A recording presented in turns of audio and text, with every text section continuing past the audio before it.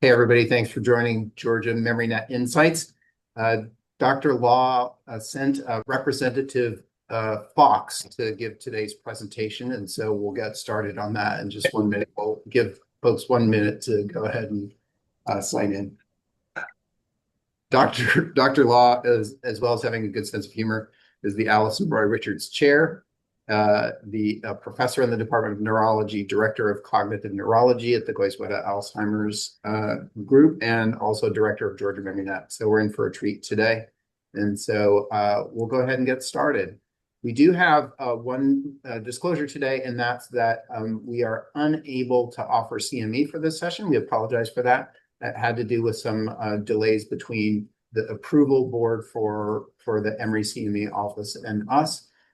Folks know that we'll be moving over to Morehouse and the area health education centers for CME, so we hope to avoid that happening in the future. Please note that this is a Zoom webinar, and so we will be looking at the Q&A box, and I'll be looking at that during Dr. Law's presentation. So now over to you, Dr. Law. Thanks so much for coming today. Great. So I'm just going to flip through these slides that Kim instructed me to include at the start of my slide deck. I do have disclosures that indirectly relevant for the presentation. I have research funding grant support from Roche Diagnostics, and I do have a stake in a startup company called mTherapro. What am I supposed to do with this slide, Kim? It is a poll that I will launch, just asking who do we have with us today. So I'll go ahead. Okay, let me know when I should move on from this.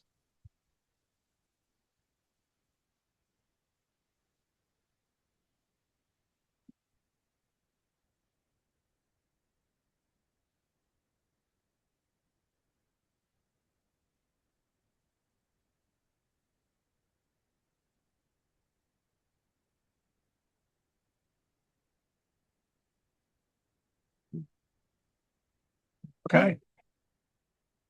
So let me move into the presentation. So there's been a lot of interest and discussion both at Summit and outside of Summit about some of the changes that have happened in the biomarker and diagnostic testing space. And so I wanted to spend some time diving into that a little bit deeper. And to start, I'm going to take us in the Wayback Machine, all the way back to 1984, this original report from the NINCDS. It was called NINCDS back then, the National Institutes of Neurologic Communication Disorders, something, and stroke, maybe, I can't remember. But this was the original diagnostic criteria for a diagnosis of clinical Alzheimer's disease, and that was dementia, established by clinical examination and confirmed by neuropsychological testing with deficits in at least two areas of cognition with a history of progressive worsening of memory and other cognitive functions without a disturbance of consciousness to rule out delirium or reversible causes of confusion. And then onset age 40 to 90, mostly over the age of 65. And then importantly, the other element was an absence of other diseases that could account for the symptoms. And so basically, Alzheimer's disease was a rule out by going through imaging and blood tests and things like that to rule out other possible causes, and then a clinical history of progressive cognitive and functional decline. The diagnosis of definite Alzheimer's disease really required autopsy confirmation, which is why people used to say, well, you can't really be sure somebody had Alzheimer's until after they were dead. And so if we think about that, the autopsy confirmation hinges on a number of factors, but the two pathologic features that are universal in Alzheimer's disease is the presence of amyloid plaques. And in this slide, what you're seeing are four different classifications of amyloid plaques. And in the first block here in C0, The brown stains are amyloid, but in this case, this is diffuse amyloid. And diffuse amyloid is not associated with Alzheimer's disease and cognitive decline. And then you get increasing density, so sparse, moderate, and frequent density of cord plaques. You see this dense section of amyloid in the middle of these plaques, and this is the neuritic or cord plaques, which are specific to Alzheimer's disease. The other consistent pathology is, of course, the neurofibrillary tangles, and that is a very nicely staged pathology, and it is staged from stage 0 to 6. And it's really stage 1 and 2 are really associated with the transentorhinal cortex and the hippocampus. And important to realize at this stage of tau pathology, there is no clinical disease. There are no symptoms of dementia due to Alzheimer's disease. It's really as we transition to stage 3 and 4, with increasing density of pathology in the mesial temporal cortex and then extension of the tau pathology out into the adjacent neocortical space, that's when you really do start to get clinical symptoms associated with tau pathology. And then stage 5 and 6, it's distributed everywhere throughout the association cortices, including the occipital cortex. So these two pathologies are what define Alzheimer's disease as a neuropathologic entity. There are other features as well, but these are the two core features. And this is the same pathology that was described by Alois Alzheimer in Frau Auguste Dieter's brain back in the early 1900s. And it's the same pathology from his slides that we're looking at here, the amyloid plaques and the neurofibrillary tangles on silver stain. And so there's been a long debate over many years about which of these pathologies was the most important and the salient feature that were drivers of the disease. And that led to what we used to refer to as the religious wars between the beta APP or Baptists versus the Tau Taoists. And that debate continued for many decades. And it was really in the early 1990s that this argument started to be settled. And that was with the discovery of rare genetic mutations that were responsible for producing autosomal dominantly inherited Alzheimer's disease in very rare families. It's a tiny percentage of all cases, less than 1%. With typically early onset, maybe as early as in people in their 20s or even 30s or even 20s in very rare cases.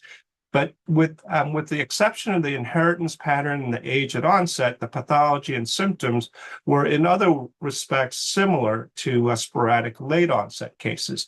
And what happened in the 1990s is we identified the mutations, the genes that harbored the mutations that cause these autosomal dominant forms of Alzheimer's disease. And these are ones that should be familiar to many of you now. One is the amyloid precursor protein on chromosome 21, or the beta amyloid precursor protein, and then presenilin 1 and presenilin 2 on chromosome 14 and 1. And the thing that we realized in the 1990s is that mutations in every one of these families somehow altered the production of the amyloid beta peptide from the amyloid precursor protein. And probably the final nail in the coffin is that also in the 1990s, there were mutations identified in the MAP tau gene, the gene that's responsible for the production, the encoding of the tau protein. And mutations in the MAP tau gene actually caused familial forms of frontotemporal dementia rather than Alzheimer's disease. And so this really led to the prominent and the domination of the amyloid cascade hypothesis in the late 1990s. And that hypothesis, of course, because of these the molecular evidence of the causal role of amyloid in Alzheimer's disease, this has driven the field for the past 30 or 40 years now. And the hypothesis is that it's really the accumulation of amyloid that triggers the entire cascade.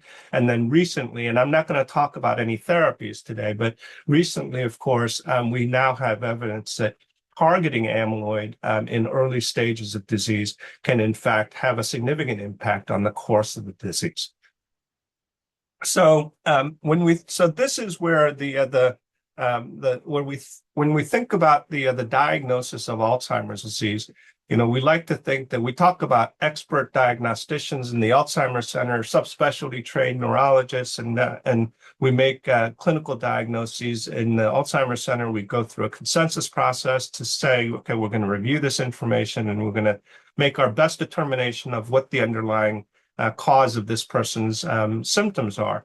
And then with the advent of Alzheimer's biomarkers, now we have these other tools, and especially with the emergence of blood-based biomarkers and the availability of amyloid PET scans because of insurance coverage, things are in a very different space now than where they were just a few years ago. And so we have to ask ourselves, first of all, how good are we in using these tools? And then the other thing I want you to think about is what we're actually measuring with these biomarkers.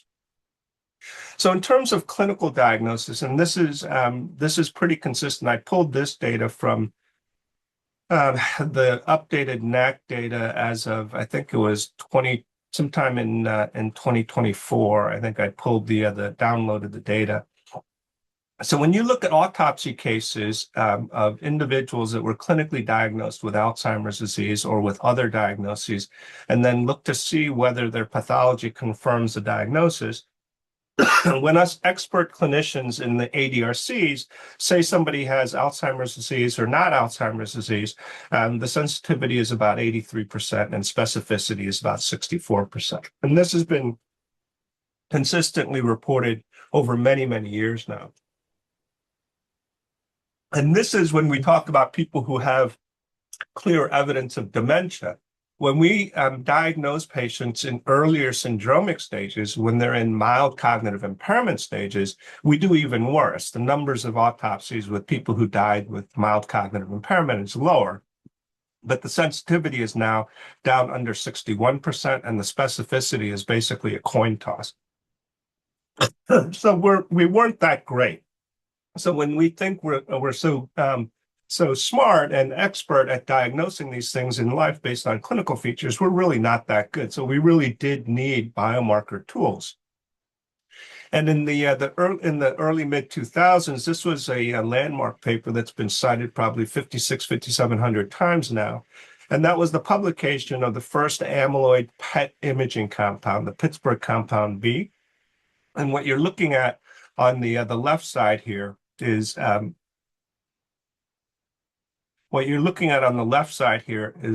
ex vivo sections that were stained with Pittsburgh compound B and imaged by autoradiograms, and then one of the first series of cases that were imaged in living people, showing the specific staining of amyloid pathology in patients with Alzheimer's disease compared to healthy controls without amyloid pathology.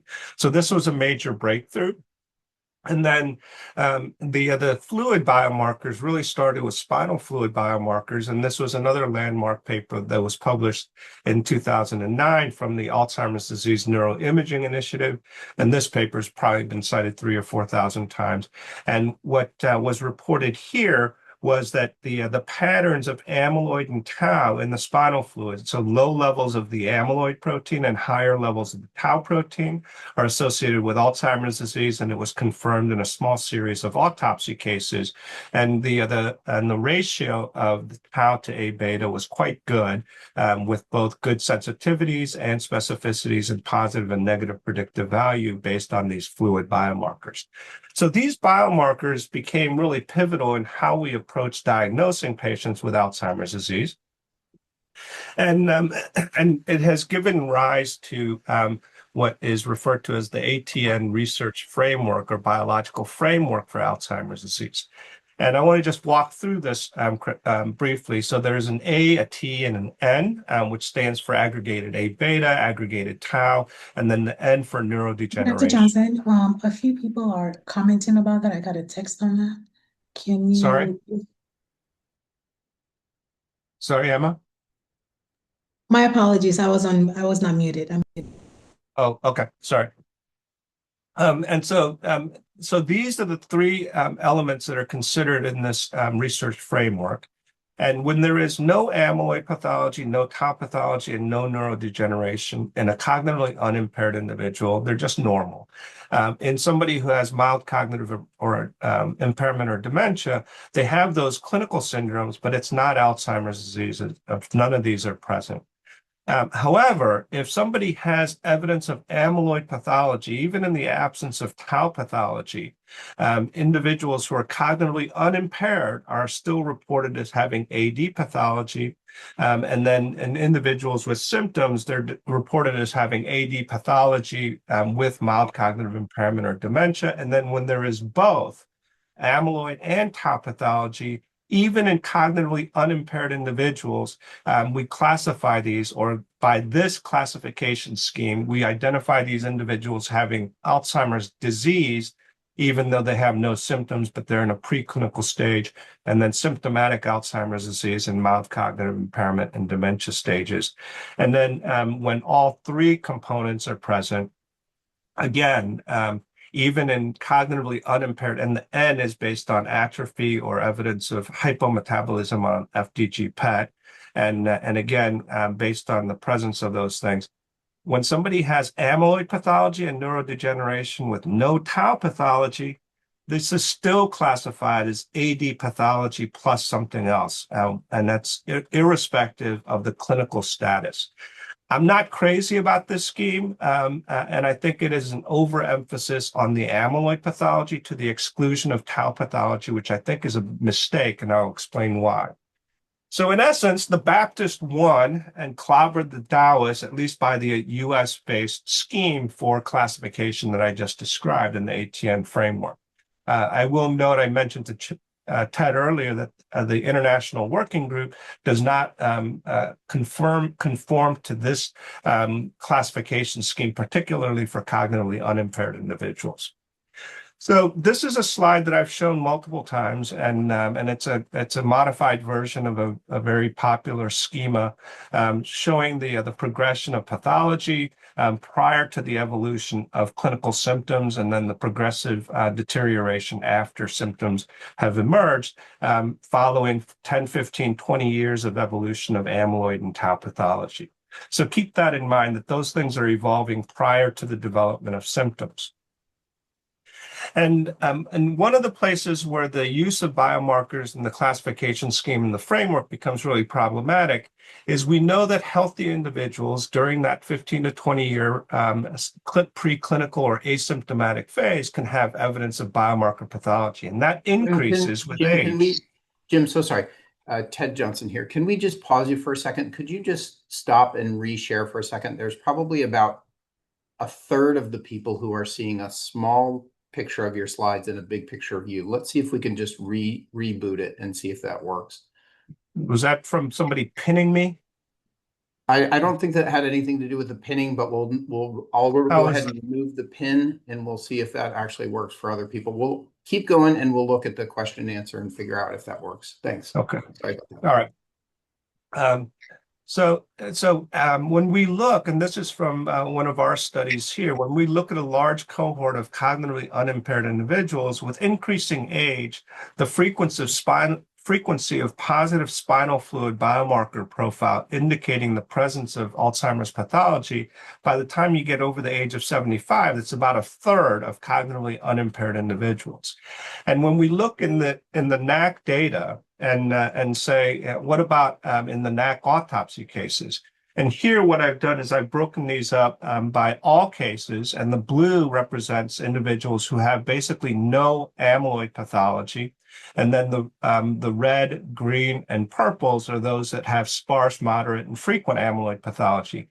And if we stratify these people by the stages of tangle pathology and look at those at Braak stage 1 and 2, when they typically have no symptoms related to Alzheimer's disease, at that stage, about a quarter to a third of people have evidence of amyloid pathology.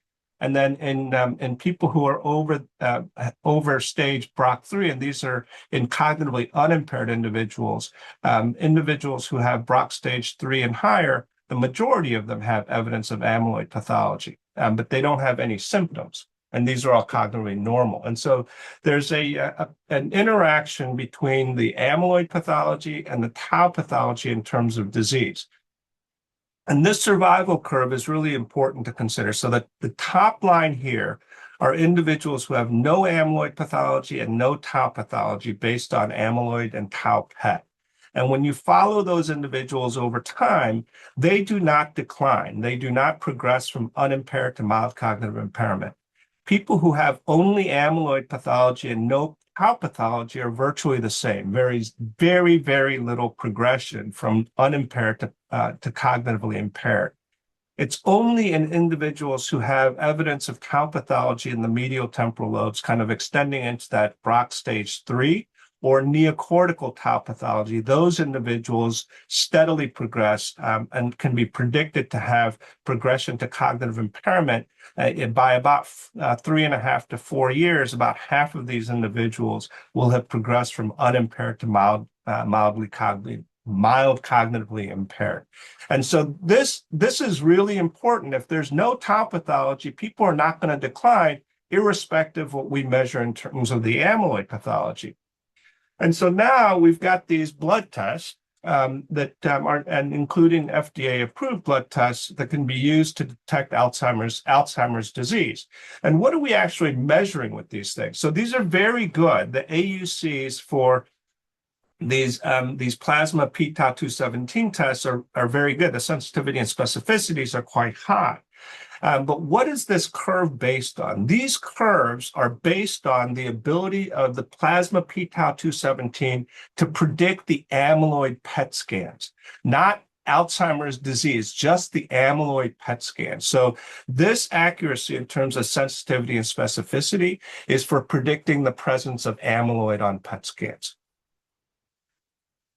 And so when you look across populations, the correlations between CSF p-tau and plasma p-tau to tau PET scans, and that's what we're showing here, is not bad. The R-squared is about 0.6, and they're highly significant. But let's look at the concordance of these fluid biomarkers, whether it's CSF or plasma p-tau217. And when you look at those individuals, and let's focus not on those individuals who have MCI and dementia, but just on those individuals who are cognitively unimpaired. So if we look at the concordance of fluid markers and PET and tau PET in cognitively unimpaired individuals, the majority of them have no tau PET, and their fluid biomarkers are negative. However, when you look at these kind of tan yellow bars, those are individuals who have fluid biomarkers that are positive, but their tau PET scans are negative. And so remember that survival curve that I showed you. These individuals, when their tau PET scans are negative, their likelihood of progressing to cognitive impairment is extremely low over the course of 5-6 years. And that matters because as these things have become available, this is something that many of us have dealt with, and many more of us will.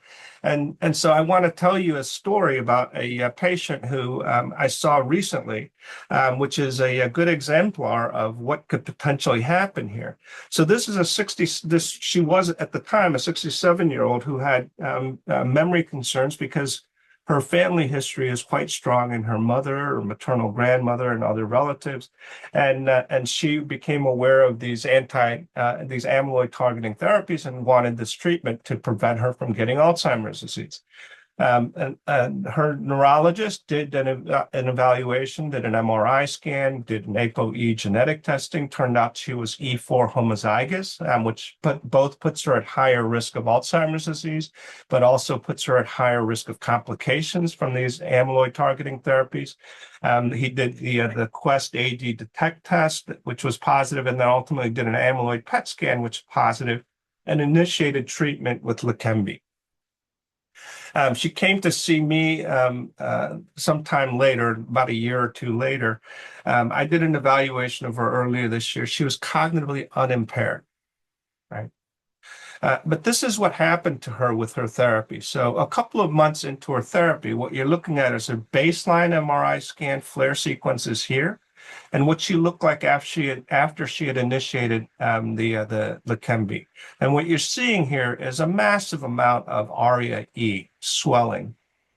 And as we go up through the brain, you see this again. This is her baseline with no flare signal, and all of this flare signal associated with ARIA-E. And so she had a terrible, terrible reaction to this. And I show you these pictures, and I'm going to show you a similar case. So this is another case that has very similar appearing ARIA. And this was from a case report from a couple of years ago. And this is the follow-up on that case report, because this person died because of complications of ARIA-E.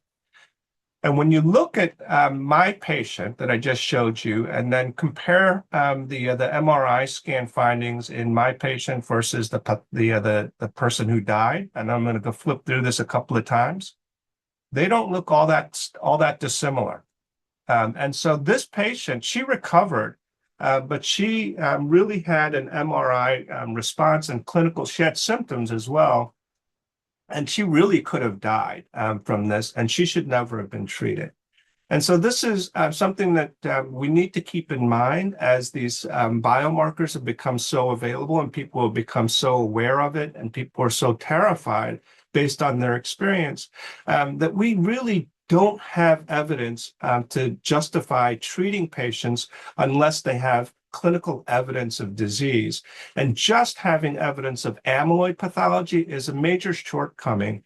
And this is something that we really need to overcome. We need to understand the staging of tau pathology as well as the amyloid pathology, because I don't really care what the ATN framework says. If somebody has only amyloid pathology and no tau pathology, they don't have Alzheimer's disease. And even if they have symptoms, their symptoms are not being caused by Alzheimer's disease unless they have both pathologies. So I've left a couple of minutes for questions. I don't know what you want me to do with these tack-on slides. Kim, tell me what to do with these. Jim, just go ahead and leave those showing just so folks know what we're going to do next month. And your first question is from Dr. Somayojula. Are tau PET scans available commercially? And I might add, are they available widely? They are available commercially. There's one FDA-approved tracer, fluortaucipir. Currently, insurance and Medicare are not paying for it. One thing that I have requested and have not heard back from yet, but I was encouraged by CMS because we have a CMS-approved GMN registry for monoclonal antibodies. And I was encouraged to put tau PET as a tool to predict treatment response. And I'm waiting to hear back from them on the modified protocol, the registry protocol, whether they will approve coverage of tau PET for Medicare patients. The tracer availability is also a limitation currently. But if it became more broadly used, I think they would ramp up production. But both of those are currently limitations because they're very expensive. It's more expensive than amyloid PET. There's a question about spelling out the name of the tracer, just as a follow-up. And here are some other questions about tau PET. What is the cost of tau PET? I don't know exactly what the tau PET costs. I'm guessing it's going to be somewhere in the $6,000 to $10,000 range. When people were having to, when the only biomarker test that was available was spinal fluid, this wasn't a problem because people weren't typically beating down your door to get a spinal fluid testing done. Although some people did, and I just refused to do it if they were unimpaired.